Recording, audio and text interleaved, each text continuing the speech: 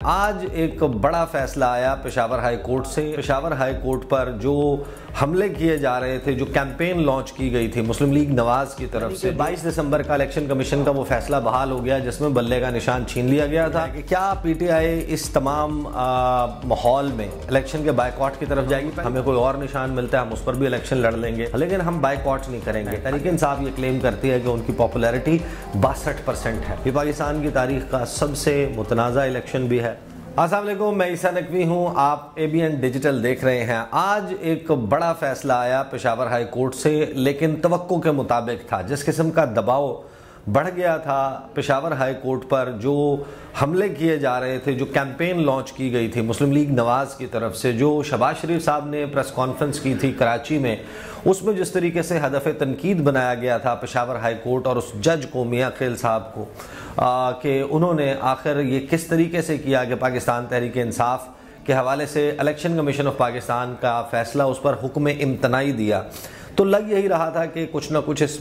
حوالے سے ڈیولپمنٹ ہوگی۔ اور جیسے ہی ہم نے دیکھا کہ شہباز شریف صاحب، مسلم لیگ نواز، استحکام پاکستان پارٹی، JUIF، انہوں نے اس سارے معاملے پر شد و مد سے تنقید شروع کی، تو الیکشن کمیشن آف پاکستان نے کہا کہ ہم ہیں وہ فریق جو متاثر ہوئے ہیں اس فیصلے سے۔ اب یہ سب کو معلوم ہونا چاہیے کہ الیکشن کمیشن آف پاکستان وہ فورم ہے جس نے 14 پٹیشنرز کی درخواست پر یہ فیصلہ سنایا تھا کہ الیکشن جو انٹرا پارٹی انتخابات ہیں پاکستان تحریک انصاف کے، ان کو کالعدم قرار دیا جاتا ہے۔ اب جو متاثرہ فریق ہے وہ الیکشن کمیشن آف پاکستان نہیں تھا، بلکہ وہ 14 پٹیشنرز تھے، لیکن الیکشن کمیشن آف پاکستان یہاں پر پٹیشنر بنا اور اس نے پشاور ہائی کورٹ رجوع کیا۔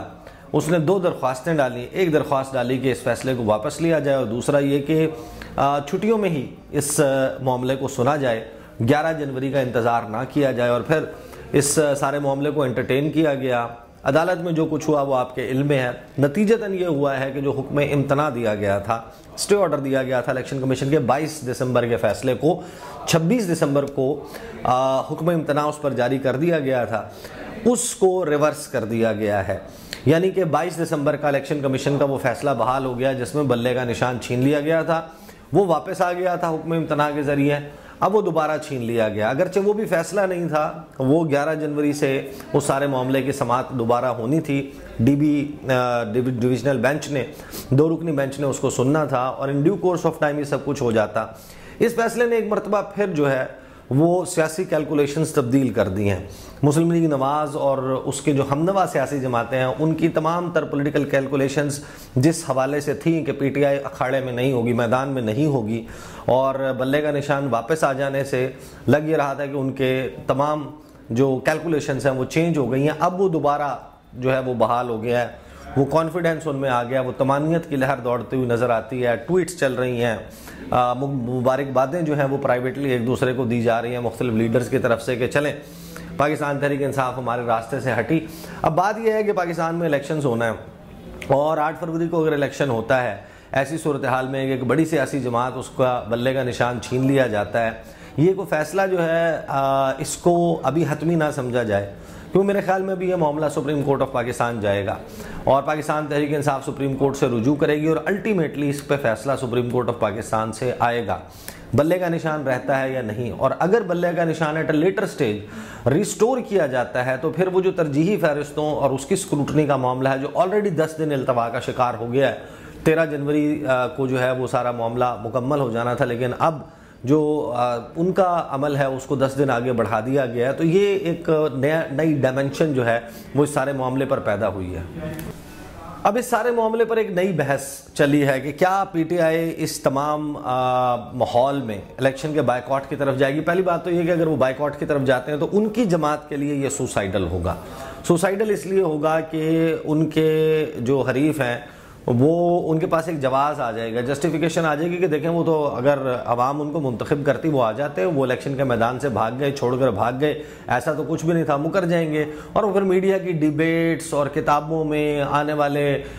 کئی سالوں تک کالموں میں یہ چیزیں لکھی جائیں گی، اور یہ معاملہ اسی طریقے سے رہے گا۔ اصل بات یہ ہے کہ پاکستان تحریک انصاف وہ اڑی ہوئی ہے ابھی تک کہ اس نے میدان چھوڑ کر نہیں بھاگنا۔ بیرسٹر گوہر خان اور دیگر لوگ جو اس وقت گفتگو کرتے ہوئے نظر آتے ہیں وہ یہ کہتے ہیں کہ ہمیں کوئی اور نشان ملتا ہے ہم اس پر بھی الیکشن لڑ لیں گے، ہمیں کوئی بھی کام کرنا پڑتا ہے، پلان اے بھی ہے، پلان بی بھی ہے، پلان سی بھی ہے، لیکن ہم بائیکاٹ نہیں کریں گے۔ اگر اگر انہوں نے بائیکاٹ کرنا ہے، تحریک انصاف یہ کلیم کرتی ہے کہ ان کی پاپولیرٹی 62% ہے، 62% پاکستان کی کل عوام کے جو ایلیجیبل ووٹرز ہیں وہ مائل ہیں۔ یہ تحریک انصاف کا دعویٰ ہے کہ وہ پاکستان تحریک انصاف کی طرف مائل ہیں، تو اگر وہ بائیکاٹ کا اعلان کرتے ہیں تو پھر انہیں انشور کرنا ہوگا، اور یہ بڑا اپ ہل ٹاسک ہوگا کہ 62% عوام پاکستان کی وہ الیکشنز میں ووٹ ڈالنے نہ جائے، یعنی 38% سے ہر صورت میں کم رہے ووٹر ٹرن آؤٹ۔ یہ ایک بڑا ٹرکی معاملہ ہے،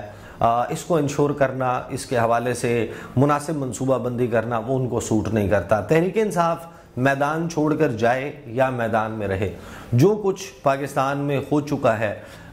جب سے پی ڈی ایم کی حکومت تحلیل ہوئی اس کے بعد سے ہر گزرتا دن موجودہ انتخابات کے حوالے سے، چاہے وہ لوگ پی ڈی ایم کے، پی ایم ایل این کے حامی ہوں مخالف ہوں، پی ٹی آئی کے حامی ہوں مخالف ہوں، ایک بات جس کے اوپر سب لوگوں کا اتفاق ہے کہ یہ جو الیکشن ہونے جا رہا ہے فروری 8 2024 کو، یہ پاکستان کی تاریخ کا سب سے متنازع الیکشن بھی ہے، سب سے انجینئرڈ الیکشن بھی ہے، اور اس کے نتیجے میں جو رزلٹ حاصل کرنے کی کوشش کی جا رہی ہے کہ استحکام آئے، وہ استحکام کم از کم آتا ہوا نظر نہیں آتا۔ اور سب سے بڑا معاملہ ہوگا کہ لوکل سطح کے اوپر، عوامی سطح کے اوپر ایک لیجیٹیمیسی ملنا، اس کی ساکھ ہونا الیکشن کی، جو بھی ایک صاحب اقتدار ہوتا ہے، جو بھی مسند اقتدار پر براجمان ہوتا ہے، اس کے لیے جو ہے وہ ایک بڑا سوالیہ نشان موجود ہوگا کہ یہ لیجیٹیمیٹ نہیں ہے، یہ قانونی نہیں ہے۔ یہ سوال نہ صرف لوکل سطح پر بلکہ انٹرنیشنل سطح پر بھی ہوگا۔ یہ بھی ابھی بھی وہ وقت ہے جس وقت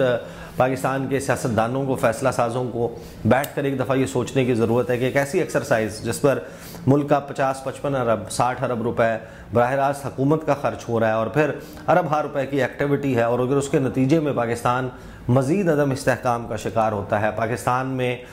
مزید جو ہے وہ بے یقینی کی کیفیت بڑھتی ہے، تو پھر اس الیکشن کا کیا فائدہ ہے؟ الیکشن جو ہے وہ ایسا ہونا چاہیے، اور اس سے پہلے ایک rules of the game set ہونے چاہیے، تمام سیاسی جماعتیں آن بورڈ ہونی چاہیے، تمام ادارے آن بورڈ ہونے چاہیے کہ جب الیکشن ہو جائے گا تو پھر ہم نے 3 کام کرنے ہیں۔ ہم نے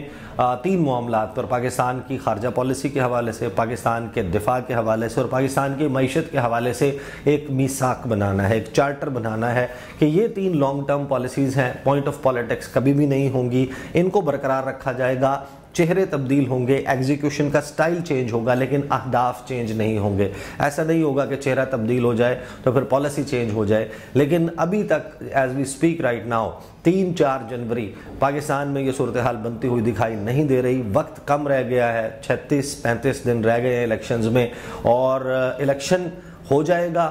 الیکشن کے بعد بھی اگر صورتحال ایسی رہتی ہے تو وہ ان لوگوں کے فائدے میں بھی نہیں ہے جو اس وقت اس بات پر شادیانے بجا رہے ہیں کہ تحریک انصاف زد پر ہے اور ہمارا ایک فیئر چانس بن گیا اقتدار میں آنے کا۔ یہ اقتدار پھولوں کا بستر نہیں، کانٹوں کی کرسی ثابت ہوگا۔